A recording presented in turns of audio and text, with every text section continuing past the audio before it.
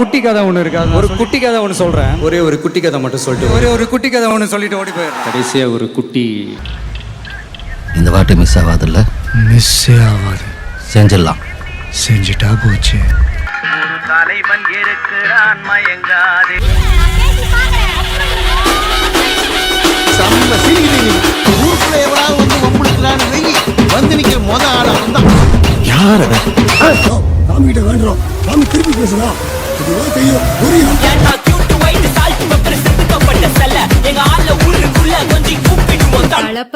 நிறுத்திட்டீங்க. நல்லா இருந்துச்சு பாட்டு. இப்போ வரும் சீனை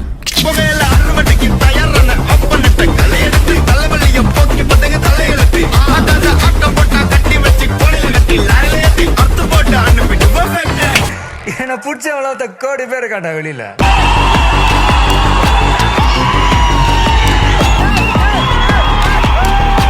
நெஞ்சல் கொடி இருக்கும். தமிழ் சினிமாவின் உச்ச நட்சத்திரமாக உயர்ந்து அரசியலில் குதித்து நெருப்பாற்றில் நீந்திக் கொண்டிருக்கும் விஜயின் தாரக மந்திரம்தான் இந்த 3 வார்த்தைகள். தமிழ் துறையில் இதுவரை யாரும் தொட்டிராத உச்சத்தை தொட்டு அந்த உச்சத்தில் இருக்கும் போதே தனது சிம்மாசனத்தை உதறிவிட்டு அரசியலில் நுழைந்திருக்கிறார் கோடிக்கணக்கான ரசிகர்களின் தளபதி. சமீபத்தில் ஈரோட்டில் தாவேக தலைவராக விஜய் ஆற்றிய உரையை பலரும் பார்த்திருக்க வாய்ப்பு உண்டு. கிட்டத்தட்ட 1,00,000 பேர் முன்னிலையில் அரை மணி நேரத்திற்கு அனல் பறக்க பேசிய விஜய் தனது பேச்சில் ஒரு குட்டி கதையையும் சொல்லியிருந்தார். அவருடைய கொள்கையை ஃபாலோ பண்றதா சொல்லிக்கிட்டு இப்ப ஆட்சியில இருக்கிறவங்க என்னெல்லாம் செய்யறாங்கன்னு. விஜயை பொறுத்தவரை மிகவும் அமைதியான மனிதர். திரைப்பட செட்டில் கூட பெரிதும் பேச மாட்டார். அமைதியாக வருவார். எடுத்த எடுப்பிலேயே டேக்கில் நடித்து முடித்துவிட்டு மீண்டும் அமைதியாகி விடுவார் என்று அவருடன் பழகிய பலரும் சொல்லி கேள்விப்பட்டிருக்கலாம். அப்படி இருக்க இன்றைய விஜயின் விஸ்வரூபம் எப்படி சாத்தியமானது என்றால் அந்த கேள்விக்கான பதிலை அறிய அவரது பயணத்தை சற்று நுணுக்கமாக அணுக வேண்டியிருக்கிறது. தளபதியின் குட்டி கதை எனும் இன்றைய சிறப்பு தொகுப்பில் விஜய் கண்ட வளர்ச்சியின் பின்னணியும் அவரது குட்டி ஸ்டோரி அரசியலையும் விரிவாக பார்க்கலாம். நான் வழக்கமா சொல்ற மாதிரி ஒரு குட்டி கதை ஒன்று சொல்லிட்டு ஓடி போயிடுறேன். ஒரு காலம் வரை ஒவ்வொரு பொங்கல் மற்றும் தீபாவளி பண்டிகையின் போதும் கொண்டாட்டமாக வெளியாகி வந்த விஜய் படங்கள் 2010ஆம் ஆண்டிற்கு பிறகு பிரச்சனைகள் இல்லாமல் வெளியானதில்லை. 2014ஆம் ஆண்டு AR முருகதாஸ் இயக்கத்தில் உருவான கத்தி திரைப்படம் 2G அலைக்கற்றை ஊழல் சர்ச்சை, கோலா கம்பெனி, விவசாய பிரச்சனை என்று பல விஷயங்களை விரிவாக பேச திரைப்படத்தை தயாரித்த லைகா நிறுவனத்தாலேயே படத்திற்கு பிரச்சனை வந்து சேர்ந்தது. அந்த சமயத்தில் தன் மீது விமர்சனங்கள் அள்ளி வீசப்பட்ட நிலையிலும் பெரிதாக எதற்கும் பதில் சொல்லாமல் திரைப்படத்தின் இசை வெளியீட்டு விழா மேடையில் என்ன தியாகின்னு நான் சொல்லிக்க மாட்டேன், ஆனா சத்தியமா நான் துரோகியும் கிடையாது என்று ஓரிரு வார்த்தைகளை உதிர்த்து நகர்ந்தார் விஜய். அத்துடன் உண்மைக்கு விளக்கம் கொடுத்தால் தெளிவாகும், அதுவே வதந்திக்கு விளக்கம் கொடுத்தால் அது உண்மை என்றாகிவிடும் என்றவர் தமிழ்நாடு, தமிழன் என்ற வார்த்தைகளையும் உதிர்த்து விமர்சனங்கள் எல்லாம் தனக்கு பழகிவிட்டதாகவும் விமர்சனத்தை அணுகும் விதம் குறித்தும் எடுத்துரைத்தார். என்னை தியாகின்னு நான் சொல்லிக்க மாட்டேன். பட் அதே நேரத்தில் சத்தியமா நான் துரோகியும் கிடையாது. ஆரம்ப காலம் முதலே விஜய் திரைப்பட நிகழ்ச்சிகள் பல்வேறு மாவட்டங்களில் நடந்திருந்தாலும் பல இடங்களில் அவர் பேசி இருந்தாலும் புலி திரைப்படத்திற்கு பிறகு அனைத்தும் மாறியது. இசை வெளியீட்டு விழா மேடைகளை தனது பேச்சால் மொத்தமாக மாற்றி அமைத்தார் விஜய். அந்த மேடையில் மைக்கை பிடித்த விஜய் தனக்கு உண்மையாக ஒருவரை வெறுக்க தெரியும், ஆனால் பொய்யாக ஒருவரை நேசிக்க தெரியாது, தனது முகமே அதனை காட்டிக் கொடுத்து விடும் என்று பேசியதோடு நமக்கு பின்னால் பேசுபவர்களை பற்றியெல்லாம் கவலைப்படக்கூடாது, அப்படி பேசுபவர்களுக்கு 2 அடி முன்னால் இருக்கிறோம் என்று பெருமைப்பட்டுக்கிட்டு செல்ல வேண்டும் என்று கூறியிருந்தார். நமக்கு பின்னாடி பேசுறதை பத்திலாம் நம்ம கவலைப்படவே கூடாதுங்க. அவங்கள விட நம்ம 2 அடி முன்னாடி இருக்கோன்றதை நினைச்சு பெருமைப்பட்டுக்கிட்டு போயிட்டே இருக்க வேண்டியதுதான். அதோடு ஆரம்ப காலத்தில் தான் சந்தித்த அவமானங்களையும் தன் வெற்றிக்கு பின்னால் ஆணோ பெண்ணோ இல்லை, நிறைய அவமானங்களே இருந்ததாகவும் பேசினார். வெறும் 6 நிமிடங்களே அடங்கிய அந்த பேச்சில் விஜய் எடுத்து வைத்த விஷயங்கள் அத்தனையும் கைத்தட்டல்களை பெற பில்கேட்ஸின் குட்டிக் கதையையும் கூறினார். நமக்குத்தான் எல்லாம் தெரியும் என்று இருக்கக்கூடாது, நமக்கு அத்தனையையும் கற்றுக் கொடுத்ததே மற்றவர்கள்தான் என்பது வரை மோட்டிவேஷனாக பேசிவிட்டு எம்ஜிஆரையும் மேற்கோள் காட்டி உரையை முடித்தார். நிறைய பேர் சொல்லி கேள்விப்பட்டிருக்கேன், வெற்றிக்கு பின்னாடி ஒரு ஆணோ ஒரு பொண்ணோ இருப்பாங்க அப்படி இப்படின்லாம். ஆனால் எனக்கு பின்னாடி நிறைய அவமானங்கள் தான் இருந்திருக்கு. தெரி திரைப்பட மேடையிலிருந்து ஒவ்வொரு நிகழ்ச்சிகளிலும் குட்டிக்கதை சொல்வதை வழக்கமாகவே மாற்றினார் விஜய். தெரி பட மேடையில் கர்வம் இல்லாமல் இருக்க வேண்டும் என்பதற்கு எடுத்துக்காட்டாக தைவானின் முன்னாள் அதிபர் மாவோ குறித்து குட்டிக்கதை சொல்லி மேடையை கலகலப்பாக்கினார். நீங்கள் அனைவரும் இருட்டிலிருந்து படம் பார்ப்பதால் தான் நாங்கள் வெளிச்சத்தில் இருக்கிறோம், அந்த வெளிச்சம் உங்கள் மீதும் பட வேண்டும் என்றவர் போர் அடிச்சா மன்னிச்சிடுங்க, ஏதாவது ஸ்பார்க் கிடைச்சா எடுத்துக்கோங்க, ஃப்ரீ அட்வைஸ் என்று முடிக்கும் தருவாயில் தோல்விகளுக்கு 1000 காரணம் இருக்கலாம், ஆனால் வெற்றிக்கு 1000 தோல்விகள் மட்டுமே காரணம், முயற்சியே நிரந்தரம் என்று பாசிட்டிவாக பேசினார். தோல்விகளுக்கு 1000 காரணம் இருக்கலாங்க, ஆனால் வெற்றிக்கு 1000 தோல்விகள் மட்டுமே காரணம்.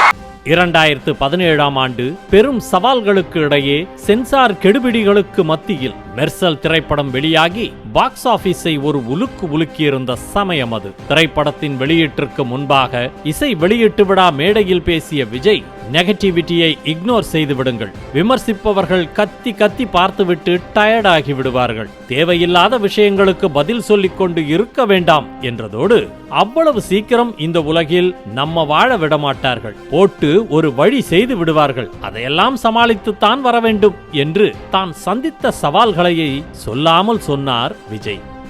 அவ்வளோ ஈஸியால இந்த உலகத்தில் நம்மளை வாழ விட்டுற மாட்டாங்க, போட்டு ஒரு வழி பண்ணுவாங்க. எல்லாருக்குமே நம்மை பிடித்து விட்டால் வாழ்க்கை போர் அடித்து விடாதா? கொஞ்சம் பேருக்காவது நம்மை பிடிக்காவிட்டால் தான் வாழ்க்கை சுவாரஸ்யமாக இருக்கும் என்று விஜய் எடுத்த பாடம் ரசிகர்களை ஆர்ப்பரிக்க வைத்தது. எல்லாருக்குமே நம்மள பிடிச்சு போச்சுன்னு வைங்களேன், அப்புறம் லைஃப் போர் அடிச்சிடாது.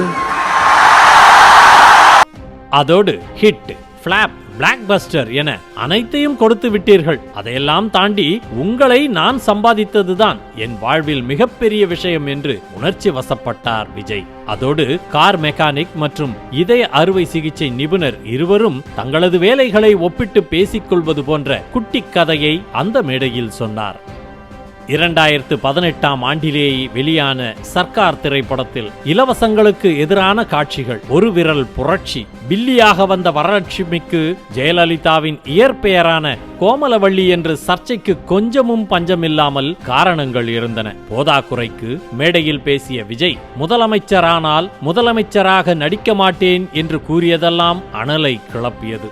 எல்லாரும் அரசியலில் நின்று ஜெயித்த பிறகு சர்க்கார் அமைப்பார்கள், நாங்கள் சர்க்கார் அமைத்துவிட்டு அரசியலுக்கு வருகிறோம் என்று திரைப்படத்தையும் தனது அரசியல் வேட்கையையும் கலந்து கட்டி பேசினார் விஜய். நாங்க சர்க்கார் அமைச்சிட்டு தேர்தலில் நிக்க போறோம்.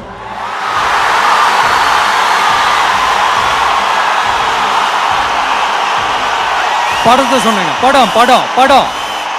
உசுப்பேத்துறவங்கிட்ட உம்முன்னும் கடுப்பேத்துறவங்கிட்ட கம்முன்னும் இருந்தா வாழ்க்கை ஜம்முன்னு இருக்கும் என்ற பஞ்சுடன் மன்னர்கள், பரிவாரம், பணம் கொடுத்து உப்பு வாங்குவது என்று தலைவன் சரியாக இருந்தால் தானாக அனைத்தும் சரியாக அமையும் என்றும், தர்மம் நியாயம்தான் ஜெயிக்கும், ஆனா கொஞ்சம் லேட்டா ஜெயிக்கும், புழுக்கம் ஏற்பட்டால் மழை வருவது போல நெருக்கடியான சூழல் ஏற்பட்டால் தலைவன் உருவாகுவான் என்பது வரை கிட்டத்தட்ட தன்னையே அந்த இடத்தில் நிறுவினார் விஜய். உசுப்பேத்திரம் கிட்ட உம்முன்னும் கடுப்பேத்திரம் கிட்ட கம்முன்னு இருந்தா வாழ்க்கை ஜம்முன்னு இருக்கணும். 2019ஆம் ஆண்டு தீபாவளி வெளியீடாக பிகில் திரைப்படம் வெளியான நிலையில் அந்த திரைப்படத்தின் இசை வெளியீட்டு விழா மேடையில் வைத்து சர்க்கார் திரைப்பட வெளியீட்டில் தனது ரசிகர்கள் தாக்கப்பட்டது குறித்து பேசினார் விஜய். என் பேனரை கிழியுங்கள், போட்டோவை உடையுங்கள், என் ரசிகன் மீது மட்டும் கை வைக்காதீர்கள் என்பது வரை கொந்தளித்தார். பூக்கடையில் இருந்தவனை பட்டாசு கடையில் வேலைக்கு வைத்தால் அவன் தண்ணீர் தெளித்து பட்டாசை பாழாக்குவான். வேண்டியவன் வேண்டாதவன் என்பதை கடந்து யார் யாரை எங்கெங்கு உட்கார வைக்க வேண்டுமோ அங்கங்கு அவர்களை உட்கார வைத்தால் சரியாக இருக்கும் என்று கூறியதெல்லாம் ஆளுங்கட்சியை விமர்சிக்கும் விதமாக பார்க்கப்பட்டது. அதோடு தன்னை மகிழ்விக்க கலைஞர் குறித்து அவதூறாக பேசிய அமைச்சர் ஒருவரை எம்ஜிஆர் நடுவழியிலேயே விட்டுச் சென்றார் என்றும் நினைவூட்டி கூறினார் விஜய். கொரோனா பெருந்தொற்றுக்கு முன்னதாகவே தயாரான மாஸ்டர் ஊரடங்கால் 8 மாதம் தள்ளி திரைக்கு வந்தது. முன்னதாகவே சிறு அரங்குக்குள் நடந்த இசை வெளியீட்டு விழாவில் நண்பர் அஜித்தை போல கோட் ஷூட் அணிந்து வரலாமே என்று ஷூட்டில் வந்ததாக பகிர்ந்தார். அப்போது ஓடும் நதியை சிலர் வணங்குவார்கள், சிலர் வரவேற்பார்கள், சிலர் கல்லெறிந்து விளையாடுவார்கள். ஆனால் நதி போய்கொண்டே இருக்கும் என்று நதி போல சென்று கொண்டே இருக்க வேண்டும். வணங்குபவர்களும் இருப்பார்கள், வரவேற்பவர்களும் இருப்பார்கள், விமர்சிப்பவர்களும் இருப்பார்கள். Kill them with your success, bury them with your smile என்று மோட்டிவேஷனலாக குட்டி கதை சொன்னார் விஜய். பூக்களை தூவி நதியை வரவேற்பாங்க. நம்மளை பிடிக்காத சில பேர் நதியில கல்லெறிஞ்சு விளையாடுவாங்க. பீஸ்ட் திரைப்படத்திற்கு இசை வெளியீட்டு விழா நடக்காத நிலையில் 2 ஆண்டுக்கு பிறகு வாரிசு இசை வெளியீட்டில் பேசிய விஜய், தேவையான விமர்சனமும் தேவையில்லாத எதிர்ப்பும் தான் நம்மை ஓட வைக்கும் என்றதோடு உங்களுக்கு நீங்களே போட்டியாளர் என்ற கருத்தை சொல்ல 90களின் இறுதியில் தனக்கு ஒரு போட்டியாளர் உருவானதாக தனது கதையையே சொல்லி முடித்தார். நீங்களே உங்களுக்கு போட்டியாளர் என்றதோடு ரசிகர்களோடு செல்ஃபி வீடியோ எடுத்து அட்மினை மேடைக்கு அழைத்து போஸ்டையும் போடச் சொன்னார். மாஸ்டர் ஷூட்டிங் ஸ்பாட்டில் வருமான வரித்துறையினரால் திடீரென தான் அழைத்து செல்லப்பட்ட போது தனக்காக நெய்வேலியில் திரண்டு வந்த ரசிகர்களுடன் எப்படி செல்ஃபி எடுத்துக்கொண்டாரோ அதே போன்றதொரு செல்ஃபி அது. அவரது அந்த செல்ஃபி கனெக்ட் மதுரையில் நடந்த மாநாடு, ஈரோடு கூட்டம் வரை இன்றளவும் தொடர்கிறது.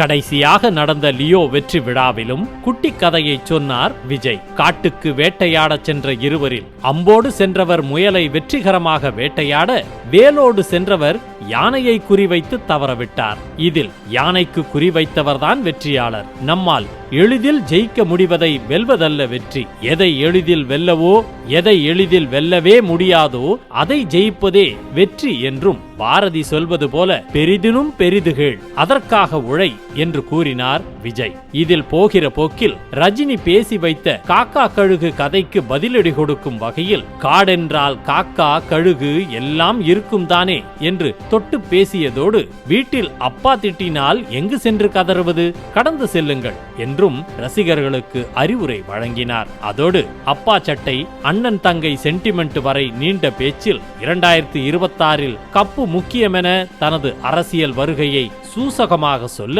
புரிய வேண்டியவர்களுக்கு புரிந்தது என்கிற கதையாக அரசியல் வருகை உறுதி என்பதை ரசிகர்கள் கொண்டாடினர்.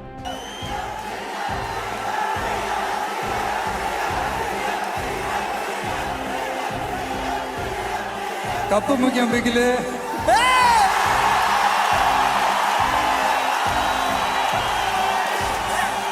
அதே மேடையில் எந்தவித எதிர்பார்ப்புமே இல்லாமல், நீங்கள் என் மீது வைத்திருக்கும் அன்புக்கு நான் திருப்பி என்ன செய்ய போகிறேன்? என் உடம்பு தோலை உங்கள் காலுக்கு செருப்பாக தைத்து போட்டால் கூட இந்த அன்புக்கு ஈடாகாது. நான் சாகும் வரை உங்களுக்கு உண்மையாக இருப்பேன் என்று 1 நிமிடம் ரசிகர்களை சிலிர்க்க வைத்தார் விஜய்.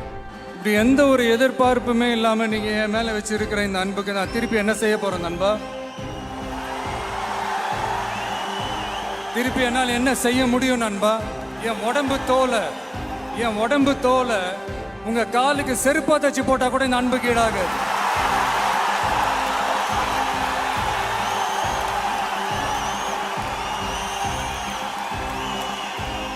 ஆனா ஒண்ணு, நான் சாகிற வரைக்கும் ஒண்ணு மட்டும் என்னால நிச்சயமா செய்ய முடியும். அது உங்களுக்கு உண்மையா இருக்கிறது. நடந்த இத்தனை இசை வெளியீட்டு விழாக்களிலும் தனது ரசிகர்களை நண்பா நண்பி என்றே அழைத்த விஜய், துவக்க முதலே என் நெஞ்சில் குடியிருக்கும் நண்பா நண்பிகளே என்ற ஒரு வரியால் அனைவரையும் கட்டி போட்டு வைத்திருக்கிறார். விக்கிரவாண்டியில் கடந்த ஆண்டு நடந்த தாவேகாவின் முதல் மாநாட்டில் கட்சியின் தலைவராக 45 நிமிடங்களுக்கு கர்ஜித்த விஜய், சுமார் 10 லட்சம் பேருக்கு முன்னால் நின்று என் நெஞ்சில் குடியிருக்கும் ஒட்டுமொத்தமான உங்கள் எல்லாருக்கும் என்னுடைய உயிர் வணக்கங்கள் என்று பேசி மாநாட்டை ஒரு உலுக்கு உலுக்கினார். இங்க யாரு மேல யாரு கீழே அப்படின்ற பாகுபாடெல்லாம் எப்போ நம்ம பார்க்க போறதே இல்லை. நம்மளை பொறுத்த வரைக்கும் நம்ம எல்லாருமே ஒண்ணுதான், நம்ம எல்லாருமே சமம் தான். அதனால என் நெஞ்சில் குடியிருக்கும் ஒட்டுமொத்தமானவங்க எல்லாருக்கும்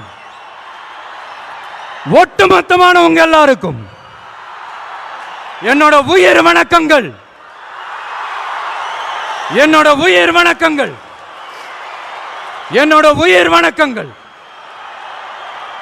கிட்டத்தட்ட 35 ஆண்டு கால தனது திரை வாழ்வில் கடந்த 25 ஆண்டுகளாக எங்கெல்லாம் அரசியலை, சமூக பிரச்சனையை பேச வேண்டுமோ அங்கெல்லாம் பேசி அதற்கு எதிர்ப்பையும் சம்பாதித்து அவற்றை சமாளித்து சரி செய்து ரசிகர்களை தயார்படுத்தி வைத்திருக்கும் விஜய் அதே வேகத்திற்கு அரசியலிலும் நுழைந்திருக்கிறார். அரசியலில் அவர் அடையப் போவது வெற்றியா தோல்வியா என்பதை 2026 தேர்தல் களமும் அவரது எதிர்கால அரசியல் முன்னெடுப்புகளும் தான் நிர்ணயிக்கும் என்றாலும் திரைத்துறையில் விஜய் அமர்ந்த சிம்மாசனத்தை, அந்த வெற்றியை இனி ஒருவரால் பிடிக்க முடியுமா என்றால் அது கேள்விக்குறிதான். வயசாயிடுச்சு, ஸ்குவாடை விட்டு போய் பல வருஷம் ஆச்சு. எப்படின்னு யோசிக்கிறீங்களா? எவ்வளோ வயசான என்னையா? A lion is always a lion.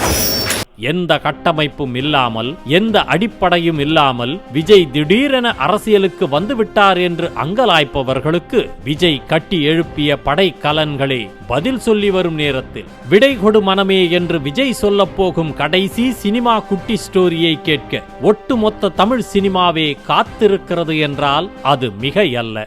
உங்க விஜய்